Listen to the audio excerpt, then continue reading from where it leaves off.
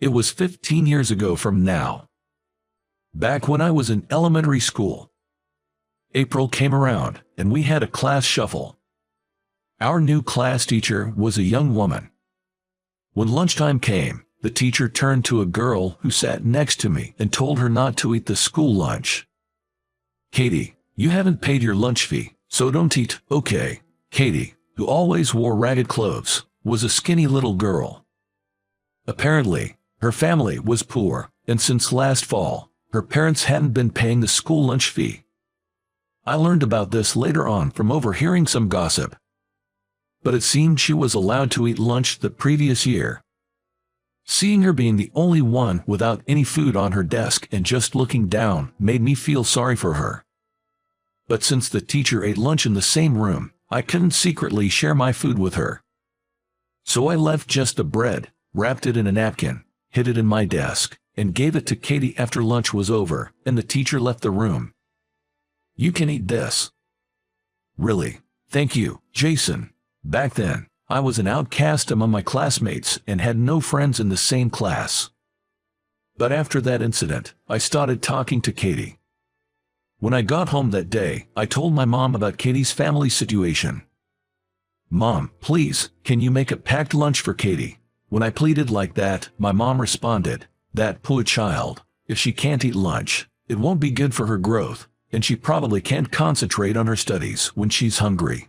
It's fine. I'm already making your dad's lunch every day, so adding one more portion won't make much difference." With that, she gladly agreed. The next day at lunch break, when I handed over the homemade lunch my mom made, Katie's eyes widened in surprise. "My mom said to give this to you." "Is this a packed lunch?" "Yeah, I told her about you, and she said to give it to you." "Really? Thank you, Jason." She hurriedly ate the lunch before the teacher returned to the classroom. It turned out that Katie's house was in the same direction as mine, so from that day on, we decided to walk home together. While walking, Katie told me about her life. "My dad doesn't work, yet he spends all our money on slot machines and horse races. My mom earns the money, but my dad takes it all." Because of this, they were struggling and even in debt. Seeing her wearing the same tattered clothes every day, I felt sorry for her. Our classmates just watched her from a distance. Neither of us had friends. After that, we started meeting up in the morning and going to school together. Some of our classmates teased us, saying, "Are you two dating or something?" But we tried not to let it bother us. I've always been bad at talking to people, but for some reason, I felt at ease talking to Katie. I didn't realize it, but it seemed I was lonelier than I thought, not having any friends. I was really happy to be able to talk to her. On our way to and from school, we talked about a lot of things. About our families, our favorite foods and animals, homework, and TV shows we watched the previous night. And I found out she loves cats. She can't have one at her house, but she enjoys visiting a nearby park where stray cats often gather. "My family has a cat. Want to come over and see it?" "Really? Sure." When I brought her to my house after school that day, my mom warmly welcomed her. When our mixed-breed cat showed up, Katie's eyes sparkled with delight. "How cute. What's its name?" "It's Mary." "Mary, come here." Katie looked so happy, cuddling the cat, playing with toys, and feeding it treats. Seeing her radiant smile, which she didn't show at school, somehow made me feel happy too. In a blink of an eye, it was evening, and my mom prepared dinner, even for Katie. "Katie, can you give me your home phone number? I'll call your folks and let them know you're here." With that, my mom called her house. During the call, she seemed deeply engrossed in the conversation. After that day, Katie began having dinner at our house every night. Apparently, her mom often worked late, and her dad, who was at home, didn't do any housework. As a result, their dinner time was always late. So, with her parents' permission, our mom started looking after her meals. After school, Katie and I would do our homework and play with the cat until dinner. However, about a year into this routine, Katie had to move. Her parents divorced, and she decided to move with her mom to her maternal grandparents' place in Texas. Before moving, she and her mom came over to say goodbye. "I can't thank you enough for all that you've done for Katie. We'll never forget your kindness." Saying so, her mother bowed to my mom. "Oh, please, it's okay. Please, raise your head. We help each other out during tough times. Don't give it another thought." My mom was a person of strong principles and kindness. I have tremendous respect for her. I can't recall the conversation I had with Katie that day. I haven't seen her since. We exchanged Christmas cards every year, but that also ceased after 5 to 6 years. Then, I graduated college and started working at a precision machinery manufacturer. I was assigned to sales, and it's been 3 years now. Taking over clients from seniors and establishing new ones, I now handle numerous major accounts. "Good morning, Jason." My colleague, Mike, from the next desk greeted me. "Good morning. Tomorrow we've got a meeting with AB Electronics. It's a big deal that's vital for the company. You pumped and prepared?" "Yes, I'll have it ready for review later." As we talked, a secretary called out to Mike. "Mike, there's a call for you from AB Electronics." Picking up the phone, Mike's face turned pale rapidly. "What? How could this? Yes, I see. I'm terribly sorry. Right away, please, can you give us one more chance?" "Wait, hold on." After hanging up, he just stared blankly, still holding the phone. "What happened?" Turning to me, he said, "Jason, you gave the wrong time to AB Electronics for our meeting, didn't you? They thought the meeting was yesterday. They're furious that we stood them up. This deal is toast. It's your fault." "What? But wasn't it you who communicated the schedule to them?" "What? You're trying to pin this on me." I wanted to throw his words right back at him. To begin with, I hadn't communicated the schedule to the client at all. Mike had arranged the schedule and then informed me about it later. And yet, trying to blame it on me. He reported the matter to his boss, and Supervisor Johnson went to apologize on his behalf. However, they wouldn't listen, and in the end, the deal with AB Electronics fell through. When Johnson returned, he said to me, "Jason, what have you done? Because of you, the crucial deal we staked our company's future on has been ruined. How are you going to make this right?" "But sir, it wasn't me who informed them about the schedule. It was Mike." "Enough. No excuses. You've caused harm to the company. Maybe you should consider resigning." That's something Johnson always says when he's angry. "Wait, I really don't want to quit." "Then bring in a contract worth the same amount as the machine we were going to sell to AB Electronics within 3 days, or you are fired." How could I possibly secure such a deal in just 3 days? I was at a loss for words after hearing Johnson's ultimatum. But then, I remembered something. There's a client who's currently considering purchasing the same machine we were planning to sell to AB Electronics. They always try to haggle the price down, constantly negotiating for discounts. I'd almost given up, thinking they had no intention of buying.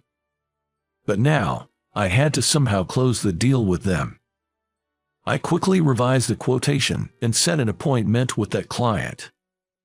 Upon arriving at their company, a man named Kevin assisted me. "I brought a new quotation today." I handed him the quote, and Kevin scrutinized it. "Can't you go a little lower?" "I really can't go any lower. We've adjusted the price several times already," I pleaded with Kevin, putting on a distressed look. "Please, Kevin, I'm sure our equipment will be very beneficial to your company. We'll even include regular maintenance." Kevin pondered, crossing his arms. "I get what you're saying, but at this price, my superiors might not approve. I personally want to purchase it, but how about I explain the benefits directly to your boss, maybe over a meal or something?" "That might be difficult. My boss is pretty busy. I'm begging you, Kevin, please just give me a chance to discuss it over dinner," I pleaded desperately. The machine sells for tens of thousands of dollars. For our company, the cost of a dinner would be insignificant compared to the sale. All right, I'll ask, but my boss is out right now, so I'll get back to you another day. That's fine. Thank you so much. Kevin saw me out of the conference room. Just then, the elevator opened, and an older man entered the office. Supervisor, I wanted to see you. Do you have a moment? Seeing him, Kevin immediately approached. So, this is Kevin's superior. Kevin explained the situation to Supervisor. But to my surprise, Supervisor began to shout angrily. Trying to win us over with a dinner. We've told you countless times if we can't afford it, we can't buy it. If you can't offer a better price, then just leave, and don't come back. Did I do something so wrong to be yelled at like this? While I was still in shock, Kevin whispered to me as he nudged me towards the exit. I'm sorry, he is just in a bad mood today. He always lashes out like this when he's upset. It seems Supervisor is quite a difficult character. But without his approval, we won't be able to finalize the deal. If I don't land this contract, I'm gonna lose my job. What should I do? As I was racking my brain, I heard the sound of heels clicking down the hallway. Wait, Supervisor. I turned around to the sound of a young woman's voice, and there stood a beautiful woman in a business suit. Watson, what's up? She quickly approached the puzzled-looking Supervisor. I've reviewed the documents too, and I believe that equipment from that company would be valuable for us. Please consider purchasing it. She looked straight into Supervisor's eyes as she spoke. Well, if you say so, Watson. Kevin, move forward with the contract process right away. Supervisor then turned to me and said that. What? I was absolutely gobsmacked. For a moment, I had no idea what had just happened. So, you're saying you'll make the purchase? Yes, Jason. Can't say no when the boss's daughter asks. Now can we? Boss's daughter. This woman. As I looked at her, she smiled and said, Jason, long time no see. Don't you remember me? Even though she said that. I don't recall knowing any Watson. But as I continued to gaze into her face, it felt somewhat familiar. Wait, who are you again? She spoke up again. Do you remember me as Katie? Katie, oh, is she talking about the same Katie I used to walk to and from school with and hang out at my place during grade school? She's changed so much, I didn't recognize her. Whoa, it's been like 15 years, hasn't it? Yeah, so nostalgic. I saw your name on the business card attached to the documents and thought it might be you. Really? But boss's daughter. Actually, my mom remarried when I was in high school, and I took on the name Watson. Wow, really? Hey, Jason, instead of just standing here chatting, want to go out for a drink tonight? Sure, sounds good. Katie and I exchanged contact info and planned to meet for drinks after work. When I got back to the office and reported the good news, my supervisor was taken aback. You really got the contract? Yes, we haven't signed the papers yet, but we got the green light. Great job, Jason. Supervisor was thrilled. Looking over at my colleague, Mike, he seemed uneasy at his desk. After wrapping up work for the day and heading to the bar for our meetup, I found Katie already waiting. Thanks for today. You saved me. I didn't get fired because of you. What are you talking about? As I filled her in, she was sympathetic. It's terrible for a senior to put the blame on a junior like that, huh? Well, thanks to you, the deal went through, so I'm really grateful. Seriously, thanks. Upon hearing my gratitude, Katie shyly smiled. I'm honored I could help. To be honest, I've always been grateful to you for everything. We lost touch after I moved, but I'm glad we could reconnect like this. According to Katie's story, when she was in high school, her mother divorced and began dating a man who was then the manager of the office where she worked. They eventually got married. However, a few years later, Katie's stepfather's father, the CEO of the New York headquarters, fell ill, to take over his position. Their whole family moved to the city. You could have let me know when you moved back. Sorry, but weren't you the one who stopped replying to my New Year's cards first, Jason? Did I? Yes, so I thought maybe you found a girlfriend, and I didn't want to intrude. Turns out, I never did get a girlfriend. Really? No girlfriend? Nope, none. Well, maybe our meeting here is fate. If you're okay with it, would you like to date me? I was taken aback by her sudden confession and was rendered speechless for a moment. But it wasn't that I disliked the idea, I was actually really happy. Back in elementary school, being around her always made me happy, and whenever she laughed, I felt joy. I remembered that feeling. Of course, I'd love to. I extended my right hand to her, and she gently took it. Really, I'm so happy. This is how we started dating. 2 years later, I proposed, and we got married. Mary, dinner's ready. Meow. Seeing her play with our cat, she seemed just like the old times. Katie had faced many challenges growing up,